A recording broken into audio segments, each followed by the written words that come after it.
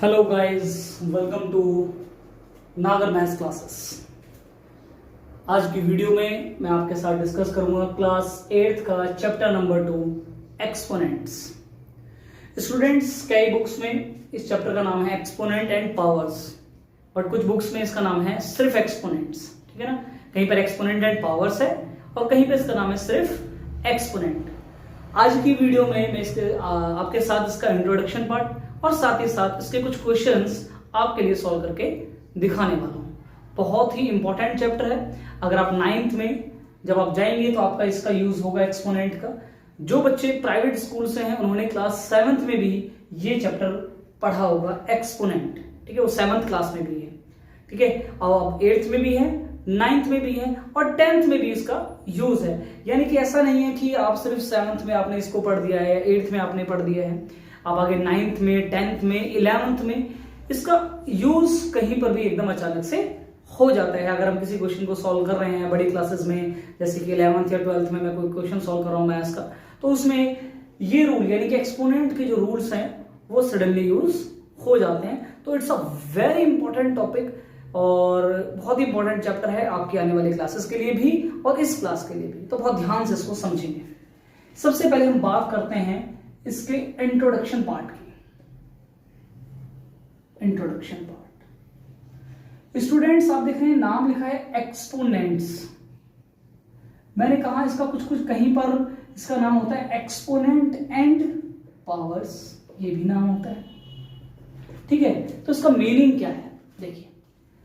अगर मैंने ऐसे लिखा 3 और इसके ऊपर यहां पर लिखा है 2, ठीक है, तो इस जो 3 है इसको हम पढ़ते हैं ये बेस है, ये बेस होता है स्टूडेंट्स। और जो ऊपर लिखा है इसी को हम बोलते हैं एक्सपोनेंट और पावर। इसको आप एक्सपोनेंट कहते हैं या फिर पावर कहते हैं। ठीक है ना, ये होता है बेस, ये होता है एक्सपोनेंट। ओके, अब इसका मतलब क्या होता है?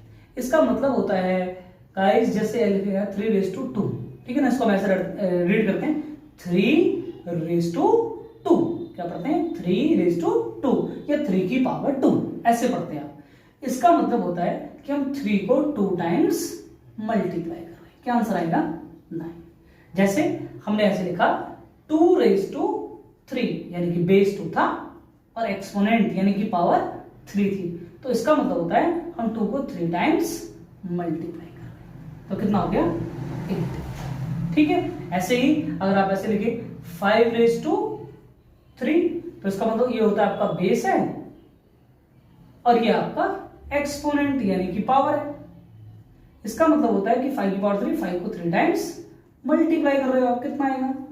125। ठीक है, तो ऐसे अब ये तो था कि ये बेस है, ये एक्सपोनेंट है। ठीक है, हम ऐसे लिखते हैं या इसको ऐसे रीड करते हैं। अब कहीं पर इस चैप्टर में इसका नाम है एक्सपोनेंट एंड पावर्स, कहीं पर इसका नाम सिर्फ एक्सपोनेंट है। ये क्वेश्चन में आपके लिए है कि आप मुझे कमेंट बॉक्स में लिख के दिखाओगे कि व्हाट इज द डिफरेंस। ये स्टूडेंट्स आपके लिए है, आप मुझे कमेंट सेक्शन में इसका आंसर और डिफरेंस बताएंगे। मुझे पता है, मैं देखना चाहता हूं कितने बच्चे इसका आंसर देते हैं कि what is the difference between exponent and powers. Exponent and powers, जब कहीं पर इसका नाम एक्सपोनेंट एंड पावर है, कहीं पर इसका नाम सिर्फ एक्सपोनेंट है, कहीं पर, ठीक है, तो ऐसा क्यों है कि इसको हम एक्सपोनेंट एंड पावर्स क्यों कहते हैं? अगर यही एक्सपोनेंट है और यही पावर है तो उसके लिए और वर्ड यूज होना चाहिए था, बट यहां पर तो वर्ड यूज हुआ एंड। तो मुझे बताइए आप कि एक्सपोनेंट और पावर्स में क्या डिफरेंस है, ये आप मुझे कमेंट सेक्शन में आप मुझे इसका डिफरेंस बताएंगे। ठीक है, फिर नेक्स्ट वीडियो में जब मैं इसके अपलोड करूंगा मैं भी आपके साथ डिस्कस करूंगा इसका डिफरेंस। ठीक है, अभी नहीं डिस्कस कर रहा हूं क्योंकि पहले मैंने आपको ये टास्क दिए कि आप मुझे कमेंट सेक्शन में ये लिखकर बताएंगे कि इन दोनों में क्या डिफरेंस है। अब बात करते हैं स्टूडेंट्स की जो हम चैप्टर पढ़ते हैं एक्सपोनेंट एंड पावर्स, इसका हमारी रियल लाइफ में क्या यूज है, रियल लाइफ में क्या एप्लीकेशंस है। आप देखते हो जब आप बड़ी क्लासेस में जाएंगे यानी कि 9th में, 10th में, 11th में, 12th में, और जब आप साइंस पढ़ेंगे तो वहां पर कुछ ऐसे लिखा होता है कि जैसे हम लिखते हैं कि जो लाइट है, लाइट उसकी स्पीड क्या है ना, स्पीड ऑफ लाइट। ठीक है ना, speed of a light, light की स्पीड क्या है? ठीक है ना, तो बहुत तेज स्पीड होती है लाइट की, तो आपको लिखेंगे 3 into 10 की power something raise to 8 metre per second, ऐसे कुछ ऐसे लिखेंगे, ठीक है ना। हम डायरेक्ट नहीं लिखते हैं कि स्पीड इतनी है। जैसे मैं कहूंगा आपसे कि बताइए जो अर्थ है, यानी कि अर्थ है, उसका सन से या उसका मून से कितना डिस्टेंस है, क्या हम उनको नंबर्स में लिख सकते हैं? क्या पॉसिबल है इतने बड़े नंबर्स को लिखना? पॉसिबल नहीं है ना। तो हम पॉसिबल नहीं है तो हम कुछ ऐसे पावर की फॉर्म्स में लिखते हैं कि 3 raised to something into 2 raised to something, वो कुछ इतना डिस्टेंस होगा, ठीक है ना। जो नंबर्स में नहीं लिख सकते हैं उसको पावर की फॉर्म में लिखते हैं, तो इसको हम बोलते हैं पावर नोटेशन। क्या बोलते हैं इसको? पावर नोटेशन, यानी कि पावर की फॉर्म में लिख के दिखाते हैं कि इतना डिस्टेंस है, ठीक है। तो ऐसी चीजों के लिए जो बहुत बड़ी वैल्यूज हैं, ऐसी वैल्यूज जिनको हम नंबर्स में नहीं लिख सकते, तो हम पावर्स की फॉर्म में लिख के दिखा देते हैं, ठीक है।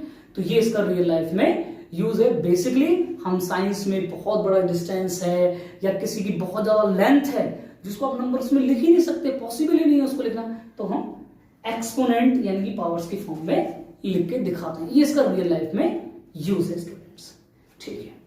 अब इस चैप्टर को आपको आने के लिए क्या आना जरूरी है? सबसे जरूरी है स्टूडेंट्स इसके रूल्स आपको पता होने चाहिए।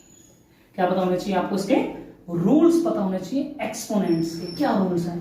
अगर आपको वो रूल्स अच्छे से याद है ना, आपने वो रूल्स अच्छे से लर्न कर लिए हैं, ध्यान में रखे हुए हैं, तो फिर आप बहुत आराम से इस चैप्टर को कर सकते हैं स्टूडेंट्स। तो सबसे पहले मैं आपको यहाँ पर रूल्स बताने वाला हूँ, रूल्स ऑफ एक्सपोनेंट्स। क्या क्या रूल्स हैं इसके?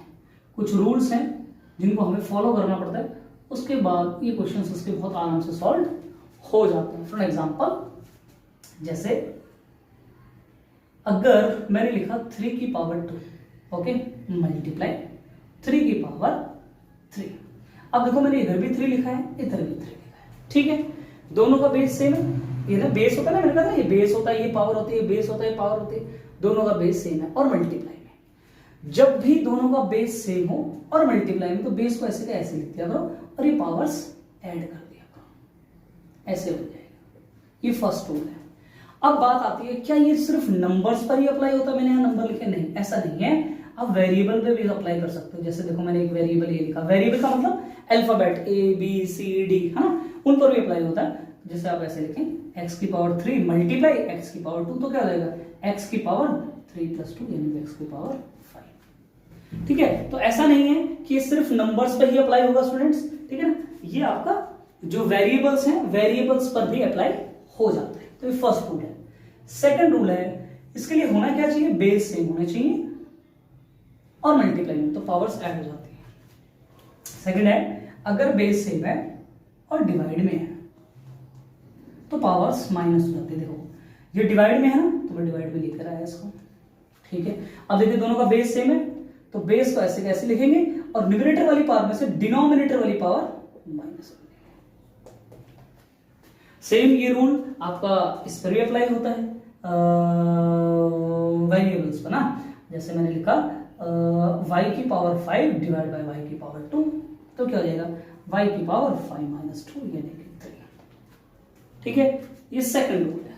थर्ड रूल है स्टूडेंट्स कि अगर मैंने कोई नंबर लिखा या वेरिएबल लिखा और उसकी पावर मैंने 0 लिख दी, x की पावर 0 लिखूं या किसी नंबर की पावर 0 लिखूं, यानी कि किसी भी वेरिएबल यानी कि ABCD या 1 2 3 किसी की भी पावर अगर मैं 0 लिख दूं स्टूडेंट, उसका डायरेक्ट आंसर 1 होता है, ठीक है। एक ये रूल आप ध्यान रखेंगे। नेक्स्ट है, अगर कभी ऐसे लिखा है स्टूडेंट्स, देखो 3/2 की पावर माइनस में है, ठीक है। कभी भी अगर पावर नेगेटिव है स्टूडेंट्स, ये पावर नेगेटिव है, माइनस में है इसकी पावर, है ना, बेस तो पॉजिटिव है, ये नेगेटिव है, तो जब भी पावर नेगेटिव हो उसको रेसिप्रोकल कर दिया करो तो पावर पॉजिटिव हो जाती है। रेसिप्रोकल का मतलब इसको चेंज कर दिया, उल्टा कर दिया करो, 2 ऊपर और 3 नीचे लिख दिया करो, ठीक है। एक रूल ये है। और क्या रूल्स हैं स्टूडेंट्स? देखो मल्टीप्लाई वाले मैंने बताया आपको, डिवाइड वाला मैंने बताया, 0 वाला बताया और ये बताया। एक ये है स्टूडेंट्स कि अब क्या होगा, मैं बेस डिफरेंट कर देता हूं लेकिन पावर सेम कर देता हूं। देखो यहां पर बेस सेम था, पावर डिफरेंट थी, यहां पर बेस डिफरेंट है, पावर सेम है मल्टीप्लाई में, ये भी मल्टीप्लाई में था, ये भी मल्टीप्लाई में। इसका रूल क्या है? जब ऐसा हो कि बेस अलग अलग हो और मल्टीप्लाई में पावर सेम हो, तो बेस से बेस को मल्टीप्लाई कर देना और पावर ऐसे कैसे ही लिख देना, ठीक है। एक रूल ये है, और भी इसके कुछ रूल्स हैं जो मैं आपके साथ डिस्कस करूंगा। एक रूल ये है स्टूडेंट्स कि अगर हमने वन लिख लें या -1 लिख लें, अगर मैं 1 की पावर कुछ भी लिखूं, 100 लिखूं, 200 लिखूं, 300 लिखूं, 10 लिखूं, कुछ भी लिखूं, तो उसका आंसर हमेशा 1 ही आता है। ये बात ध्यान रखना, 1 की पावर कुछ भी होगी, आंसर हमेशा 1 ही आएगा। ठीक है। एक रूल ये भी है स्टूडेंट्स कि अगर ऐसे लिख दूं 3/2 की पावर 4x और यहां पर लिख दूं 3/2 की पावर 2। ठीक है। देखो बेस सेम और इक्वल्स टू में, अगर बेस सेम हो और इक्वल्स टू में हो तो बेस से बेस कैंसिल हो जाता है स्टूडेंट्स। हम कैंसिल करके दिखाते नहीं है, ध्यान रखना, कैंसिल करके दिखाते नहीं है, बट बेस से बेस कैंसिल हो जाता है और ये जो पावर्स है ना ये आपस में इक्वल हो जाती है। ठीक है। अब यहां से आप x की वैल्यू निकालेंगे, ये मल्टीप्लाई में ना 4 कहां पहुंच जाएगा, डिवाइड, तो कितना आएगा 1/2। लेकिन ये रूल जब ही अप्लाई होगा स्टूडेंट जब इसके साथ भी यहां पर प्लस माइनस में कुछ नहीं लिखा, प्लस माइनस मल्टीप्लाई डिवाइड में कुछ नहीं लिखा, और इधर भी देखिए प्लस माइनस मल्टीप्लाई डिवाइड में कुछ नहीं लिखा, सिर्फ ये दोनों नंबर ही होने चाहिए, इक्वल्स टू में होने चाहिए, बेस सेम होना चाहिए। ठीक है। तो ये 7 रूल्स हैं एक्सपोनेंट्स के जो आपको ध्यान रखने हैं। एक रूल और है जो कि काफी इंपॉर्टेंट है, वो भी मैं आपके साथ डिस्कस कर लेता हूं। ठीक है। आप इसका स्क्रीनशॉट ले सकते हैं या वीडियो को पॉज करके नोट कर सकते हैं। ठीक है। आई होप कि आप सभी ने स्क्रीनशॉट इसका ले लिया होगा। तो मैं आपको लास्ट रूल जो है इसका एक और समझा देता हूं। देखिए स्टूडेंट्स, एक रूल और है इसका, एक रूल और है इसका, क्या है, जैसे ये लिखा है 3/2 उसकी पावर 2 और उसकी भी पावर 2। ठीक है। तो इसका मतलब ये दोनों पावर्स आपस में मल्टीप्लाई में, तो आप उसका लिखेंगे 3/2 की पावर 4। अगर मैं इसकी एक पावर और कर दूं, मान लो इसकी पावर एक और कर दूं 3, तो क्या करेंगे 2 2 4, 4 3 12, तो फिर 12 आंसर आ जाएगा। ठीक है। तो फिर आंसर 12 हो जाएगा। यानी कि अगर पावर्स कभी ऐसे लिखिए तो मल्टीप्लाई हो जाती है। ठीक है। Okay, thank you students. Next class में मैं इसका कुछ क्वेश्चंस आपके साथ डिस्कस करूंगा। आज की क्लास में सिर्फ हम इंट्रोडक्शन ही करेंगे। Thank you.